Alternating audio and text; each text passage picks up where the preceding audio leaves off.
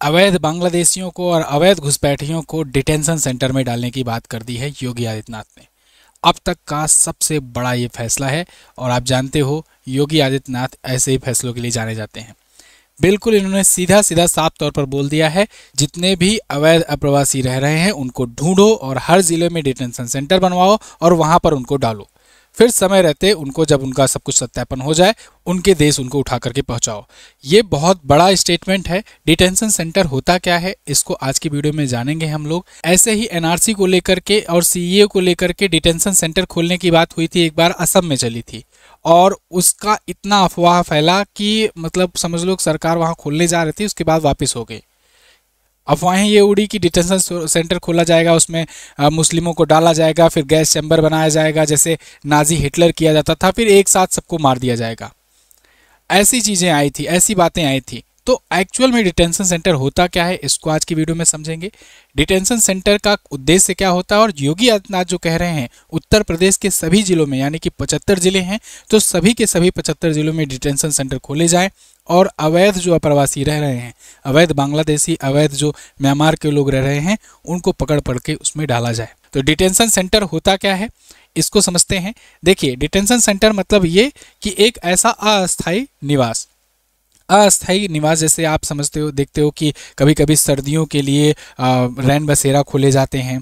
ऐसे ऐसे कभी अस्थायी आवास बनाए जाते हैं गरीबों के लिए भी, या जो बहुत दूर से पलायन करके आ रहे होते हैं उनके लिए बनाया जाता है।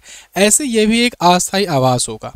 इसमें जो ये अफवाहें उड़ाई जाती हैं कि इसको गैस चैम्बर बना दिया जाएगा और उसके बाद उसमें गैस डाल दी जाएगी, फिर सब लोग एक साथ मर जाएंगे, ये सब अफवाह है और 200% झूठ है।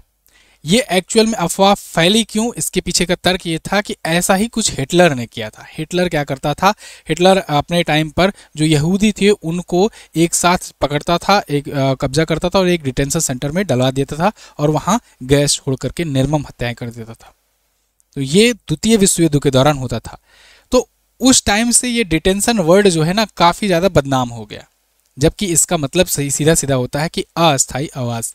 तो यहाँ पर योगी आदित्यनाथ ने जो आदेश दिया है सभी जिलों के एसपी को और डीएम्स को कि जो भी अवैध घुसपैठिए रह रहे हैं इनकी पहचान करो, इनको लाओ और डिटेंशन सेंटर में डालो। ये अवैध घुसपैठिए किस रूप में रह रहे हैं, यहाँ पर क्या काम कर रहे हैं, कोई ऐसा तो है नहीं कि ऑफिस वर्क कर रहे हैं, कोई बड़े अच्छे वाइट कॉलर जॉब कर रहे हैं। ये लोग अवैध रूप से घुस करके आते हैं, डंकी रूट से कभी आते हैं, कभी ये फर्जी का डॉक्यूमेंट बनवा करके इधर उधर एजेंट के माध्यम से घुस आते हैं और यहाँ पर रहने लगते हैं। ये लोग धीरे धीरे डॉक्यूमेंट बनवा लेते हैं, फिर डेमोग्राफी चेंज करते हैं, वोटिंग प्रक्रिया में हिस्सा लेने लगते हैं और फिर वोट अपने हिसाब से चुन करके वहाँ पर पूरा का पूरा मतलब परिवर्तन कर देते हैं। इसके अलावा जो वहाँ के लोकल्स होते हैं उनके लिए भी प्रॉब्लम क्रिएट करते हैं। ये लोग कूड़े वाला बन करके, सफाई कर्मी बन करके, मजदूर बन करके ऐसे ही ये घुसते चले जा रहे हैं। पूरे भारत में आज के टाइम पर है, मतलब जम्मू कश्मीर से लेकर के कन्याकुमारी तक अगर आप देखोगे तो आपको कहीं न कहीं मिल जाएंगे। और ये लोग बताते हैं अपने आप को कि असम से आए हैं या फिर पूर्वोत्तर से आए हैं या फिर बताते हैं कि पश्चिम बंगाल से हैं, बांग्लादेशी नहीं बताते।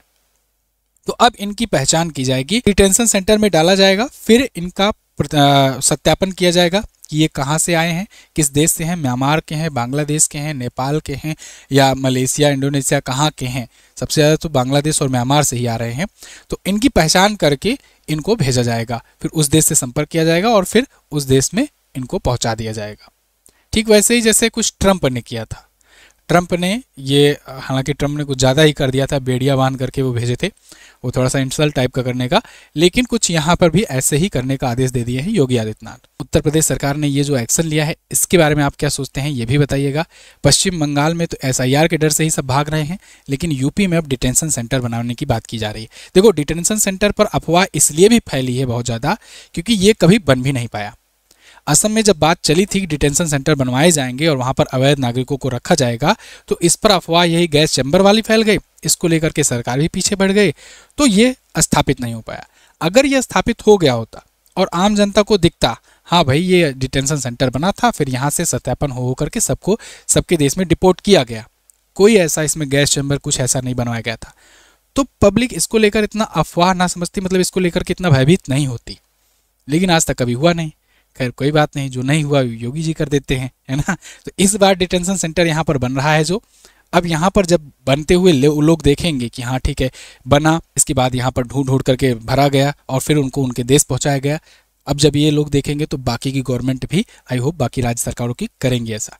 जैसे बुलडोजर एक्शन का सब लोग कॉपी कर रहे हैं कि यार सबसे बढ़िया तरीका यही है, अगर अपराध को कम करना है या अपराध को काबू में करना है तो बुलडोजर एक्शन जो है ये काफ़ी ज़्यादा इफेक्टिव तरीका अभी तक हो रहा है। खैर सुप्रीम कोर्ट ने इसको इलीगल माना है, लेकिन बुलडोजर एक्शन जो है काफ़ी इफेक्टिवली अटैक करता है अपराधियों पर कि उनके माँ बाप को जब तकलीफ होती है तो तुरंत सरेंडर करते हैं या फिर करने से डरते हैं। तो काफ़ी कुछ कंट्रोल भी इस पर आया हुआ है।